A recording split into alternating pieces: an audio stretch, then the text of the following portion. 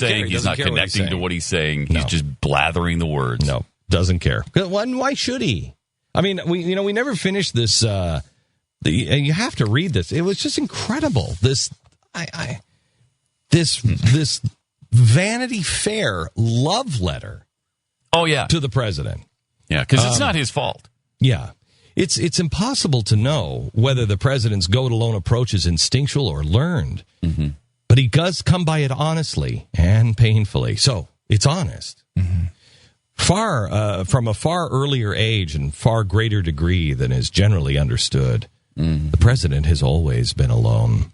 Oh, no. He was abandoned. Can you have that? Do you have the "O Come, Emmanuel" that you were just playing, Sarah? Could you play that? Because that was very tender. That was This is because if I could just add some tender music and quite honestly some Christmas music, so you will soften your Christian heart and you can hear the pain that he has. Do you have that? Can you play that? Here it is. This is from a far earlier age and to a far greater degree than is generally understood, the president has always been alone. He was abandoned not only by his black African father, whom he later met just once at 10, in an airport, but also by his white American mother, who left him as a teenager with her parents in Hawaii to pursue graduate field work. And he wasn't even a teen, by the way. Anthropology in Indonesia. Mm-hmm. And at an age when most adolescents are grappling how to break away from their families, the president had his family crumble away from him.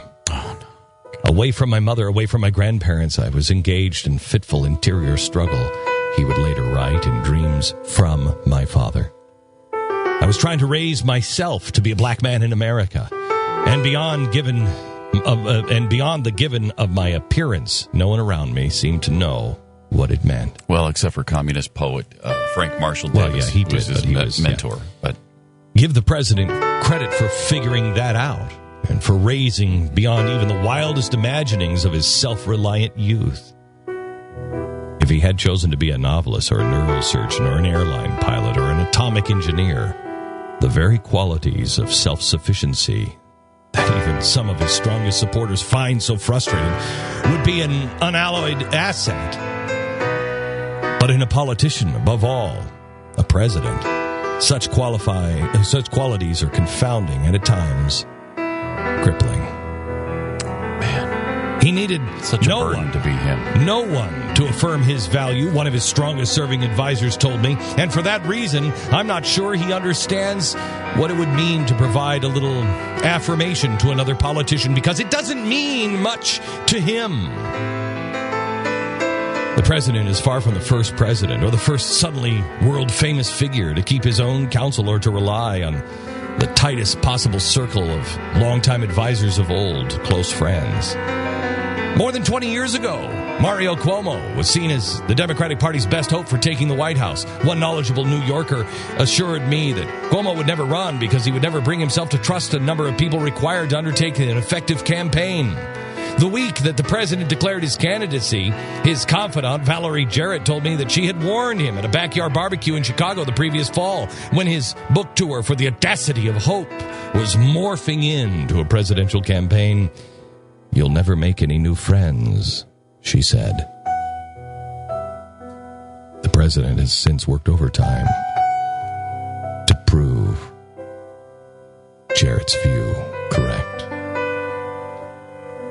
Nor is the president the first president to disdain the circular, self-important, too easily distracted from what really counts culture of the nation's capital.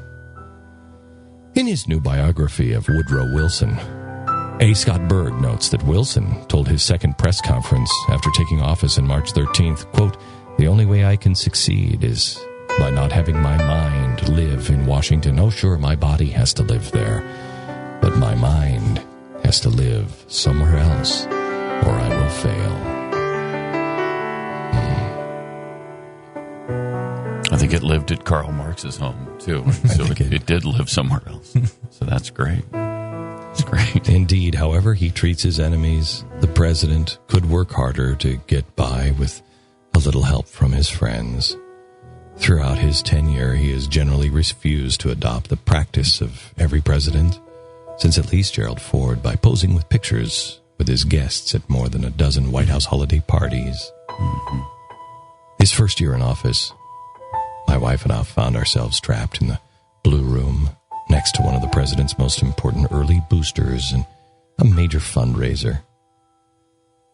When his disembodied amplified voice suddenly rang out, the crowd rushed through a doorway to the mansion's entry hall, blocking our view. The president had paused with his wife, Michelle, at the bottom of the stairs of the grand staircase behind a velvet rope to make brief remarks and shake a few hands of those who could reach him before retreating back upstairs. "Can you see him? Can you see him?" the graybeard asked as we craned our neck over the crowd. But alas, the answer was no. Oh, no. It was no. He couldn't see him? He couldn't see him. That was the answer. Couldn't see him. Mm-hmm. Alas. Ah, boy. It goes on. I don't think I can continue. It's too heart-wrenching. It is too tender. Right? It is too tender. Too troubling. When he was White House Chief of Staff, Rahm Emanuel tried in vain to get the president to play golf with a business titan or two. Oh, he couldn't do that? With John Boehner. It was finally arranged in 2011. It's been the problem. Not enough golf. Yeah, I've been saying that since the beginning. 150 rounds so far. Just 150 is all they could get him. It never had a chance of producing any kind of meaningful connection in the way that repeated casual low-stakes outings might do. Yeah. It never had a chance. No. And... Except for Comcast. The Comcast guy. Yeah, the Comcast guy. Played golf with him just a couple. The president has no relationship with any foreign leader that is remotely akin to Ronald Reagan's with Margaret Thatcher or Bill Clinton and George W. Bush with Tony Blair. No, he was the guy that was going to heal our relationships. How'd that happen? Not enough golf. That was the problem. No golf. The president told his biographer that he had learned a lot during his time as a second stringer on a high school basketball team in Hawaii about the value of being more team-oriented and realizing that not everything is about you, he said. He was more like fourth or fifth string on that team. In practice, he often is unaware of that truth. Quote, "I think I'm a better speechwriter than my speechwriters." Yeah. The president told 2008 campaign political director Patrick Gaspard, now his ambassador to South Africa. Quote, "I know more about policies and any particular issue than my policy directors. And I'll tell you right now that I think I'm a better political director than my political director." My gosh. You imagine if that was Bush saying all that, how he'd be excoriated. They love it. They think it's great. The lefties think it's great. I want you to know. Yeah. Quote, "He's a loner." Oh, man. He's a loner. I just wish he could get more golf. And he's shown himself to be resilient and adaptive. Yeah. When the circumstances demand it. Mm-hmm. Whether the president's unyielding above-it-all approach can sustain him in the inevitable shoals of a second term remains very much in doubt. When he announced that he would seek congressional approval for military force in Syria, even as he contended that he had the authority to act alone, he said, Our democracy is stronger when the president and the people's representatives stand together. So it is. So it is.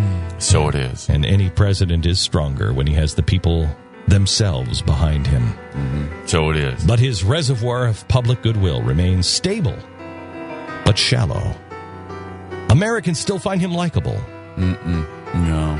But he may not find us quite likable enough. Uh-oh.